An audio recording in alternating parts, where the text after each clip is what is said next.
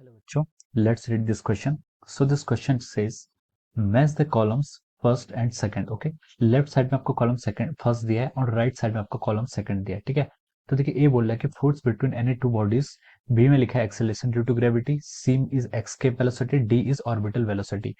Column second में one में वो लिखा है maximum at earth surface, two में लिखा है ऑलवेज अट्रैक्टिव, थ्री में रूट जी आर, फोर में root two into G R. Okay, तो देखिए अब इस क्वेश्चन को चलिए अब हम सॉल्व करते हैं. ठीक है, सॉल्व करते हैं और उसके करस्पॉन्डिंग जो आपका राइट मैच होगा उसका हमें यहाँ पर लिखना है. ओके, तो देखिए बच्चों इस क्वेश्चन का की कॉन्सेप्ट क्या होगा.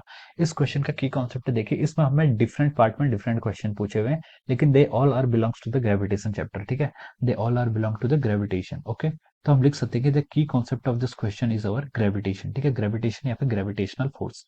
तो देखिए बच्चों ग्रेविटेशनल फोर्स होता है, gravitational force is a force of attraction between two bodies of masses m1 and m2. ठीक है, दो बॉडीज हैं जिनका मासेस m1 m2 है, तो उनके बीच में जो आपका ग्रेविटेशनल फोर्स होगा आप उसको ऐसे लिख सकते हैं. ठीक है, this forces can be written as g into m1 m2 divide by R square. ठीक है, this is the formula for the gravitational. ठीक है, ये फोर्स क्या होता है आपका ऑलवेज अट्रैक्टिव इन नेचर होता है. Okay, this force is always attractive in nature.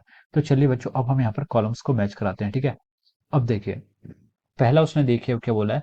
पहले उसने बोला है कि the force between any two bodies. ठीक है, देखिए ग्रेविटेशन फोर्स है तो ग्रेविटेशन फोर्स तो आपका ऑलवेज क्या होता है अट्रैक्टिव इन नेचर होता है. ठीक है, तो हम लिख सकते हैं कि force between two bodies is always attractive in nature. इसके करस्पॉन्डिंग आपका टू में मैच हो जाएगा. ठीक है, फिर हम चलते हैं बी में. बी में उसने बोला है कि acceleration due to gravity. Acceleration due to gravity की वैल्यू बतानी है. देखिए एक्सेलरेशन ड्यू टू ग्रेविटी जो होता है आपका वो क्या होता है आपका, उसकी वैल्यू क्या होती है आपकी maximum at the earth surface. ये क्वेश्चन आपका इसके करस्पॉन्डिंग राइट हो जाएगा. ठीक है, एक्सेलरेशन ड्यू टू ग्रेविटी की जो वैल्यू होती है वो क्या होती है आपकी GM divide by R square. ठीक है, तो ये आपकी मैक्सिमम वैल्यू कहाँ पर होती है आपकी अर्थ की सरफेस पर. हाइट से ऊपर जाते हैं फिर भी घटती है, और अगर हम डेप्थ में जाते हैं अर्थ की सरफेस से फिर भी ये वैल्यू क्या होती है घट जाती है, डिक्रीज होती है. थ्री में बोला है इसने escape velocity. Escape velocity from the earth surface कितना होता है रूट टू जी आर होता है. ठीक है, तो देखिए इसके करस्पॉन्डिंग आपका फोर ऑप्शन क्या करेगा मैच कर रहा है. अब डी में इसने बोला कि ऑर्बिटल वेलोसिटी. ऑर्बिटल वेलोसिटी होती है कि वो वेलोसिटी जो हमें मिनिमम देनी पड़ती है, जिसके कारण कोई भी आपकी सैटेलाइट है वो क्या करता है हमारा, मतलब कोई भी ऑब्जेक्ट वो हमारी सैटेलाइट बन जाती है या फिर किसी फिक्स्ड प्रिस्क्राइब्ड ऑर्बिट में क्या करता है मूव करता है.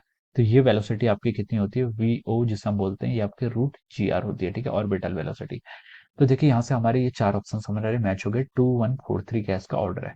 तो देखिए 2143 यहाँ पर जो आपका ऑर्डर आ रहा है ये आपका देखिए ऑप्शन डी से मैच कर रहा है. ठीक है, 2143 आपका ऑप्शन डी से मैच कर रहा है. तो हम लिख सकते हैं कि इसके करस्पॉन्डिंग जो आपका ऑप्शन डी है वो क्या होगा यहाँ पर राइट आंसर होगा. ठीक है, since we can write down here option D is correct. ठीक है, ऑप्शन डी का इसके करस्पॉन्डिंग आपका करेक्ट आंसर है. Okay, so option D will be the right answer of this question. Okay, so I hope you all understood this concept. All the best and thank you so much.